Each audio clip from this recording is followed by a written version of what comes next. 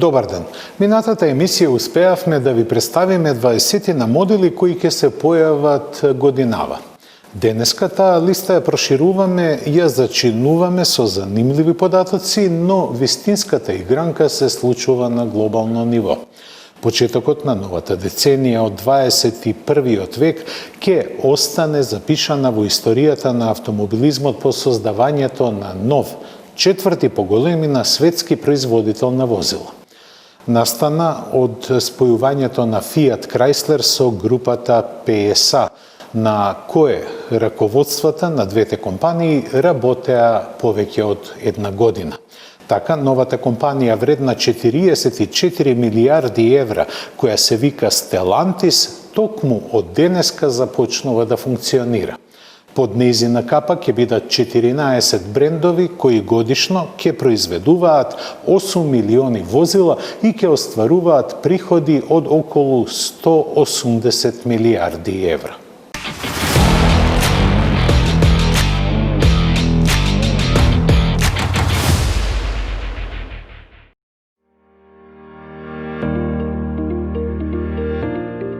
После добивањето на позитивното мислење од европските антимонополски регулатори, последниот чекор беше организирањето на собранија на акционерите на кои за спојувањето позитивно се изјаснија повеќе од 99% од нив. Акциите на Stellantis од понеделник ќе котираат на берзите во Милано и Париз, а од вторник и во Њу Јорк. Интересен е и начинот на кој технички беше изведено спојувањето на двете компании. Имено, прво PSA групата му го отстапи целокупниот свој имот на Fiat Chrysler, кој веднаш потоа се трансформираше во Stellantis. Затоа и седиштето на компанијата е во Холандија. Познато е и кој ќе биде на нејзините највисоки раководни позиции. Местото генерален менаџер со 5-годишен мандат му е доверено на досегашниот прв човек на PSA Карлос Таварес, а председател на бордот на директори е Џон Елкан, правнукот на основачот на Fiat Джовани Ањели. Така е заради тоа што најголем акционер во Stellantis е семејството Ањели со 14,4% учество, после кое следи семејството Peugeot со двојно помалку. Француската држава има 6,2%, кинескиот Dongfeng 4,5%, а потенцијалот на новата компанија го препозна и италијанската влада, која веднаш изрази интерес да инвестира во некој процент од нејзиниот капитал. Се очекува спојувањето на Fiat Chrysler и PSA да донесе годишни заштеди од 5 милиарди евра, што ќе биде постигнато со заедничкото користење на технологиите, ресурсите за нивен развој и производствените капацитети. Во тој поглед нема никакви конкретни најави што ќе биде во иднина, но сигурно е дека меѓу првите активности ќе биде преиспитувањето на постоењето на некои марки. Како најкритични се споменуваат Chrysler и Алфа Ромео, заради фактот што тие во моментот продаваат по само 2 модела со своите ознаки. На веќе отпишаната ланча лесно може да и се придружи и DS, бидејќи како луксузна марка за овие 5 години колку постои не успеа доволно да се диференцира од Citroen. Но што и да биде, јасно е дека најголемите придобивки од спојувањето ќе ги имаат матичните марки. Fiat со француските технологии кои во Европа ќе го вратат на местото кое го заслужува, а Peugeot со тоа што американскиот пазар ќе му биде сервиран на тацна. За да го дефинираат разнишаниот настап во Кина, ќе треба заеднички добро да се потрудат, а најголема загадка е што всушност преку пониски цени, поголем квалитет и подобри услуги ќе добијат купувачите на нивните возила каде и да се во светот.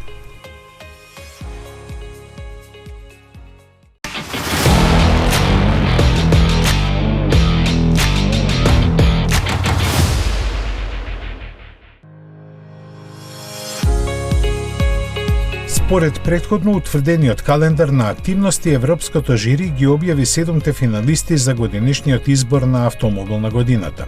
Тие се избрани меѓу 29 нови модели кои минатата година беа лансирани на најмалку 5 европски пазари со очекувана продажба од повеќе од 5000 примероци. Како и многу пати досега, изненадувања има.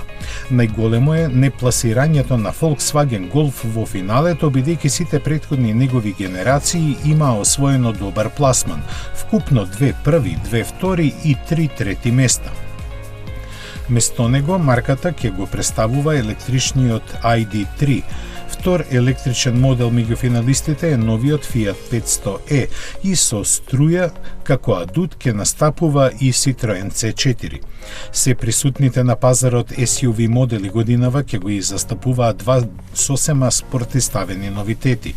Така новата генерација на Land Rover Defender со комбинацијата на современите решенија и легендарното наследство на името што го носи ќе му се спротистави на првиот независен модел од новата марка на Seat, Cupra Formentor.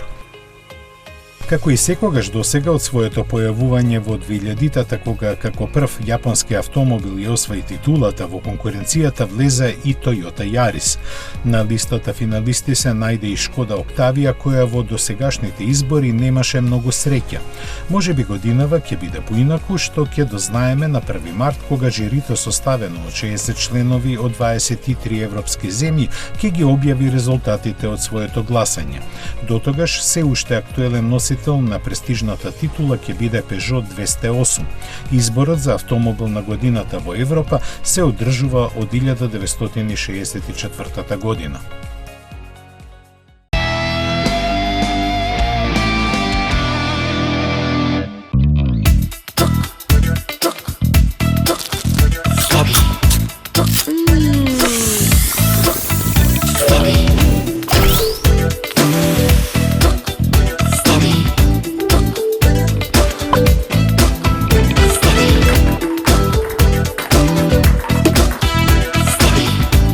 Чокостоби, да крцка од чоколада.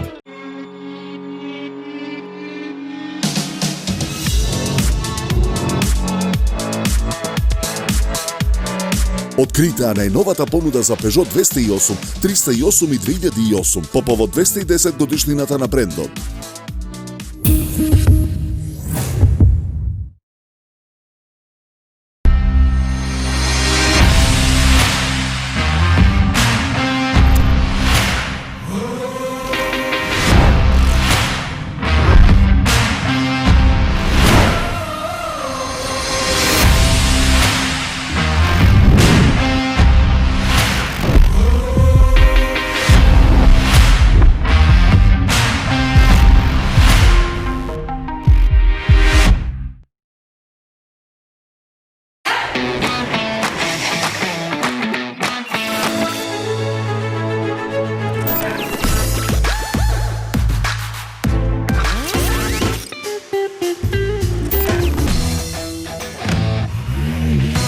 Едноставно до нов автомобил со Шпарка се лизинг.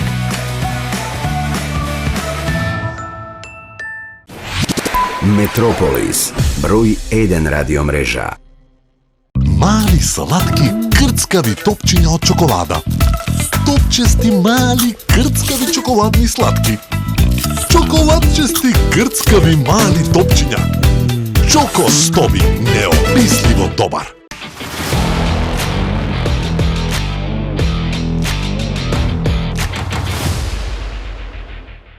Секој почеток на новата година поминува во исчекување на бројките за продажбата на возилата, за кои сега уште пред да се знаат сите, се согласуваат дека ќе бидат катастрофални.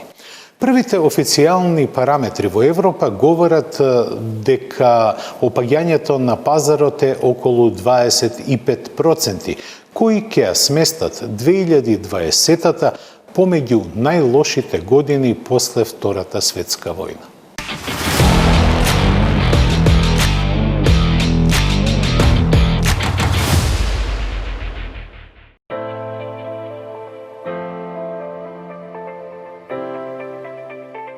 Сепак пазарот во 2020-та покажа два јасни факти. Првиот е дека можеше да биде и полошо, а вториот дека во оваа ситуација продажбата на електричните возила доживеа вистински бум. Тоа се должи на значителното зголемување на нивната понуда, проследено со напредокот на технологиите, кои сега купувачите ги сметаат за доволно доверливи за да платат за нив. Токму заради тоа, нивната продажба во Германија и Велика Британија се зголеми за околу 3 пати во однос на 2019-та. Најмногу пораст на контото забележа Volkswagen и Tesla, но ниту Renault, кој и досега беше силен, не заостанува многу. Лидер во електрификацијата и понатаму останува Норвешка, која и покрај помалиот број вкупно продадени електрични возила отколку Германија, предничи со нивното пазарно учество, кое се искачи на дури 54%. Тоа на норвежаните им дава за право да веруваат дека ќе успеат во својата намера до 2025 година целосно да ги изфрлат возилата со конвенционални мотори од продажба. Интересно е што понатамо најпродаван е Ауди, пред Тесла и Volkswagen. Според аналитичарите и годинава што ја започнавме ќе помине лошо. Раните проценки велат дека ќе заврши со околу 15% помала продажба во однос на 2019-та. Колку пак ќе напредуваат електричните возила, никој не сака да прогнозира, но не би се изненадиле процентот на пораст на нивното пазарно учество повторно да биде троцифрен.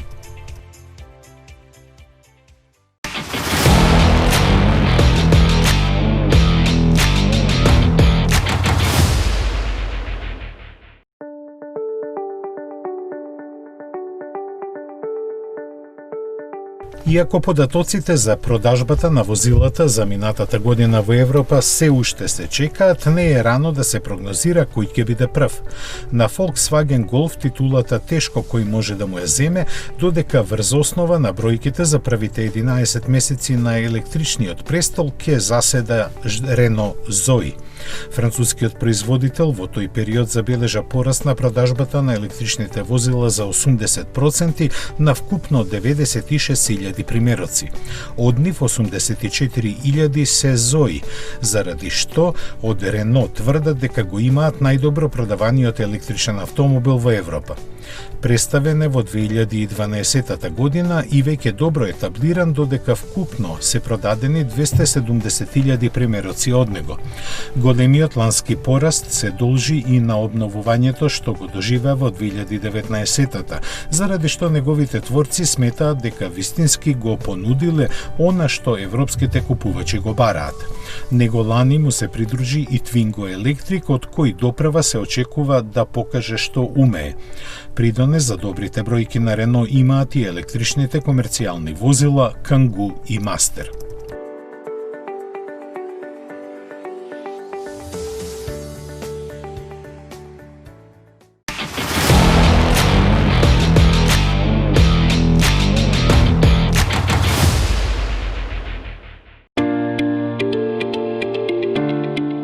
Подемот на електричните возила лани најмногу му годеше на Илон Маск, кој со пораст на акциите на Тесла за неверојатни 9 пати стана најбогатиот човек на планетата. Иако сите, па дури и самиот тој се согласуваат дека акциите на калифорнискиот производител на електрични автомобили дебело се преценети, тоа е најсигурен сигнал колку светот не е подготвен за електричната експанзија. Ако ги споредиме Тесла и Volkswagen во однос на цената на акциите, пазарната капитализација и бројот произведени возила, ќе добиеме сооднос од неверојатни 100:1. До ова, Тесла дојде со лани испорачаните половина милион возила, зашто скоро сите заслуги одат на сметка на Модел 3 и фабриката во Кина. Дека и во блиска иднина ќе биде така, потврдуваат престоечкото лансирање на пикапот Cybertruck, за кого веќе се примени 650.000 нарачки и отварањето на фабриката во Германија, планирано за лето во годинава. Во позадината на ова лежи и влијанието на постојаниот напредок на технологиите што ги форсира Тесла, што всушност е сопка на која паѓаат сите традиционални автопроизводители кои напредуваат премногу предпазливо. Тоа што возилата на Тесла ги придружува глас дека нималку не се квалитетни, воопшто нема влијание на текот на целата оваа приказна, од што треба да се извлече заклучокот што всушност им е најбитно на купувачите подготвени скапо да платат за тоа што мислат дека треба. Како и да е, едно е јасно, картите се измешани, но се уште не се целосно поделени. Затоа очекувајте и во идните години да раскажуваме за слични истории во кои најверојатно во главните роли ќе бидат и неколку други имиња, можеби од Кина.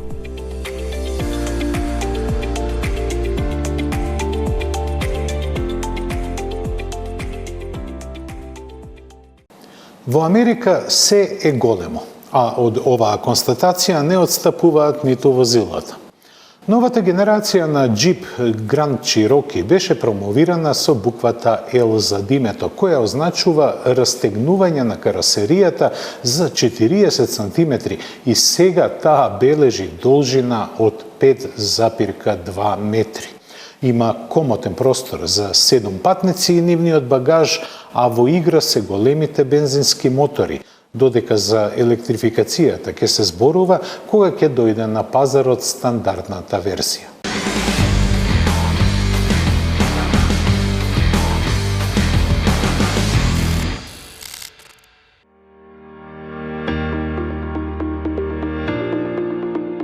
После полни 9 години на пазарот, Jeep ја представи потполно новата пета генерација на Grand Cherokee, но засега само во продолжената верзија во која има место за 7 патници. Таа ја носи придавката L во ознаката која докажува дека култниот теренец сега е скоро 40 см подолг. Задачата да се подготви модел кој ќе го оправда стекнатото наследство на името што го носи не беше лесна. За ништо да не препуштат на случајот, во Jeep како основа го зедоа концептот Grand Wagoner од минатиот септември. Дизајнерските црти во целост му ги презедоа, така што сега Grand Cherokee прилично се разликува од сегашниот модел. Тенките светла малку вештачки се надоврзуваат на пониската маска која недвосмислено асоцира дека се работи за нов модел на Jeep. Бочниот профил еднакво е остар како и предниот крај, а камионскиот заден дел јасно покажува со колкав простор располага во неговите 5,2 метри должина. Меѓуоскиното расстојание е растегнато на 3,1 метри, а широчината на скоро 2 метра. Дека изгледот е впечатлив ќе се сложат само американците за кои и примарно е создаден. Затоа и Grand Cherokee во основната верзија ќе доаѓа само со погон на задните тркала, додека оние на кои им требаат теренски способности ќе можат да бираат помеѓу 3-4 пати 4 системи, дополнети со прилагодливо воздушно ослонување. Што и да изберат, ќе добијат 8-степен автоматски менувач кој силата ќе ја добива засега само од 2 погонски единици, 3,6 литарскиот Pentastar V6 со 290 и 5,7 литарскиот Hemi V8 со 357 коњи. Некакви најави за хибрид или пак дизел се уште нема. Во радикално различената внатрешност на Jeep Grand Cherokee L се среќаваат низа свежи решенија предводени од дигиталниот кокпит со најновите инфозабавни системи. Самата изведба на целата кабина во потполно кожна, фина пластика и додатоци од алуминиум и дрво делува впечатливо до толку што може да му се прости недостатокот на некои напредни технологии кои неговите европски конкуренти вообичаено ги имаат. Купувачите ќе може да сметаат на основните асистенти како што се помошта за задржување на коловозната лента, системот за препознавање сообраќајни знаци, активниот темпомат со автоматско запирање и слично. Цените засега не се познате, ниту пак кога точно ќе му започне продажбата. Актуелната генерација на Grand Cherokee ќе остане и понатаму се додека Jeep не ја подготви за пазарно лансирање и верзијата со стандардно меѓуоскено расстојание.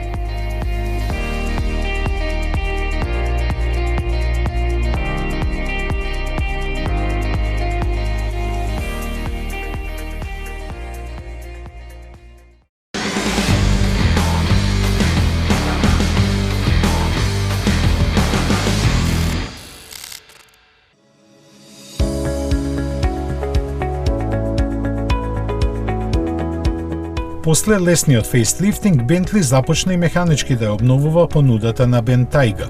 Согласно стратегијата со наредните 5 години сите модели да бидат електрифицирани, ставен е акцент на постоечката плагин хибридна варијанта која е подобрена. Главните параметри на погонската група останаа исти: 3-литарски бензински V6 мотор и електромотор кои заедно испорачуваат 449 конски сили и максимални 700 Нм вртежен момент. Батериите и понатаму се со капацитет од 17,3 кWh, но заради новата контролна единица сега овозможуваат електрична автономија од 51 км.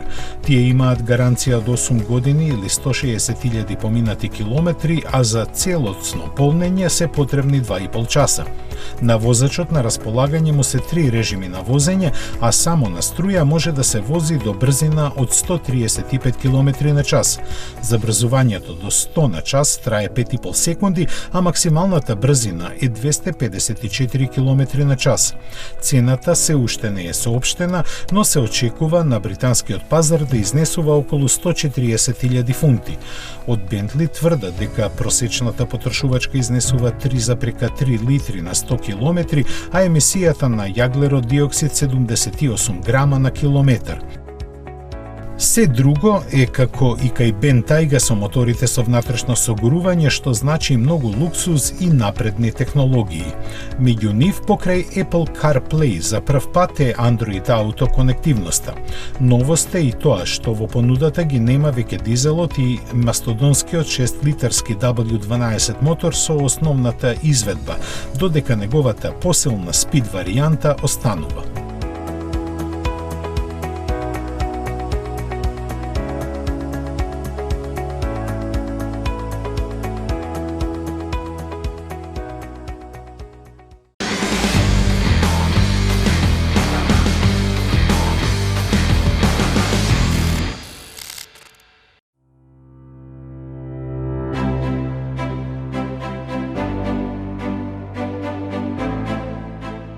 Во пресрет на најавеното лансирање на својот втор електричен модел пролетва, Volvo објави дека фабриката во шведското место Шевде на северот од Гетеборг ќе ја оспособи за производство на електромотори. Тоа е дел од заложбите на компанијата да стане премиум марка за електричните автомобили, заради што ќе и се инвестира доста во сопствен развој и производство на компонентите.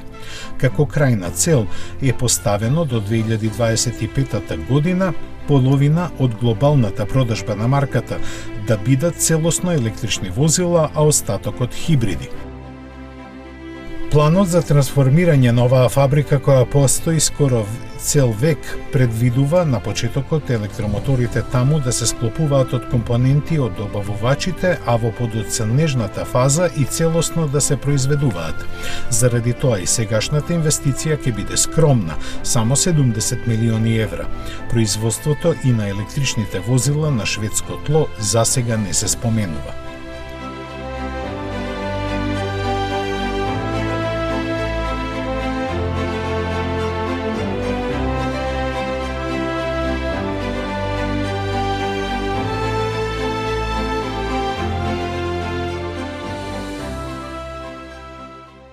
Логото е заштитен знак на секоја марка. Нивното обновување не е толку брзо како изгледот на моделите, но се праќа суптилна порака за компанијата.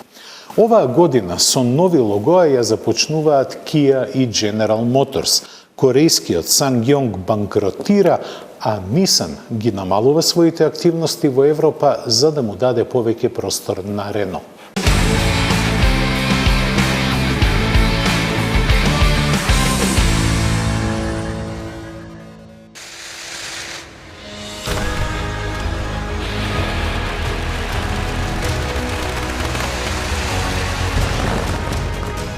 На спектакуларен начин, поставувајќи Гинисов рекорд, Кија го представи новото лого.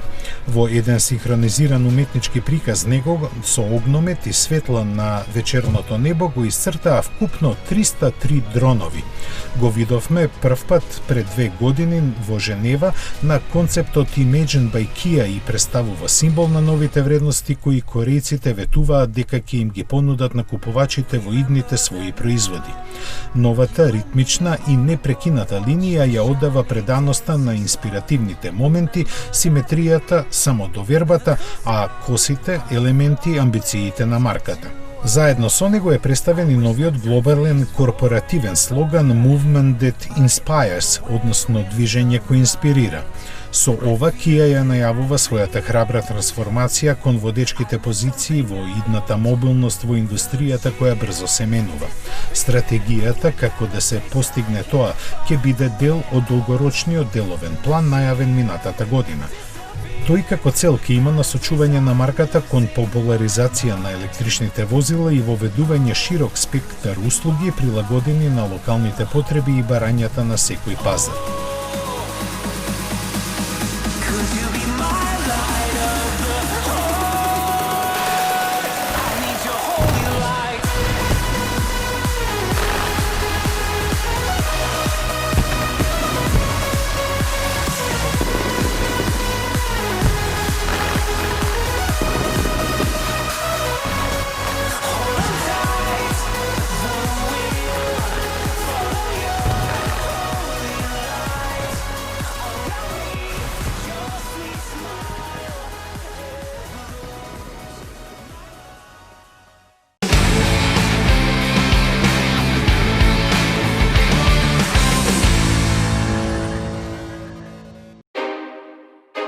Ново лого има и General Motors за прв пат од 1964 година.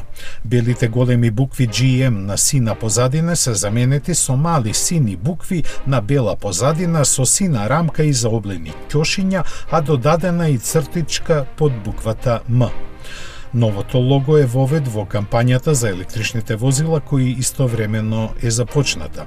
Со сето ова General Motors сака да се представи во едно ново светло, како компанија која произведува возила кои не ја загадуваат животната средина. Целта им е до 2025 година да лансираат нови 30 модели на струја, за што ќе инвестираат 27 милиарди долари. За нив се развива напредната Ultium платформа со која очекуваат цените на електричните возила да се спуштат на еднакво пристапно ниво како и на сегашните возила.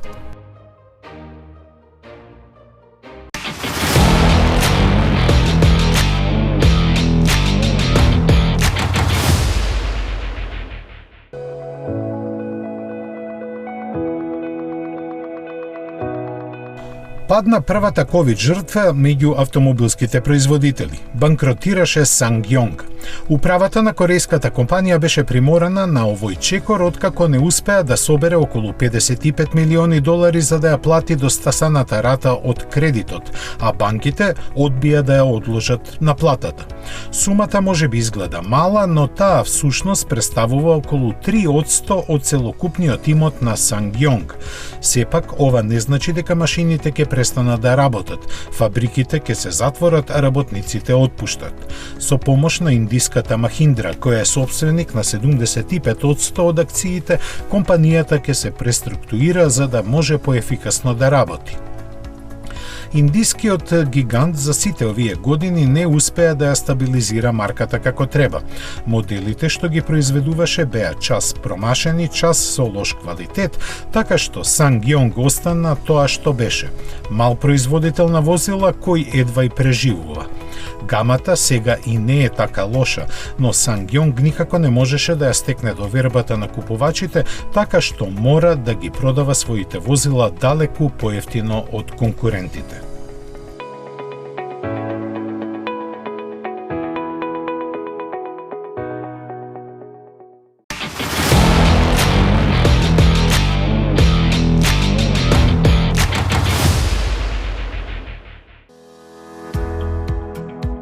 Согласно договорот на партнерите во Алијансата за меѓусебна распределба на глобалното присуство, Нисан од годинава ќе започне со намалување на своите активности во Европа во корист на Рено. Суштински дел на планот за преструктурирање на делувањето е замената на брзата експанзија од мандатот на бившиот председател Карлос Гон со делување лимитирано само таму каде е најпрофитабилно. Тоа за Нисан ќе бидат Кина, Соединетите Американски држави и Јапонија, заради што фабриката во Шпанија ќе престане со работа и ќе биде претворена во магацин. Англиската фабрика според сите ветувања ќе продолжи да го произведува новиот Кашкаи, а најверојатно и Джук и Лиф, иако тоа не е јасно потврдено. Истовремено, дистрибутерската мрежа во 30 земји, главно од Источна Европа, ќе биде редуцирана. Сето ова треба да придонесе за ублажување на лошите последици од фискалната 2020, која се очекува да им донесе рекордни загуби од преку 3 милиарди долари. Нисан има план нив да ги покрие во наредните 3 години со скоро толкави заштеди добиени со намалување на производствените капацитети и бројот на моделите за 1/5.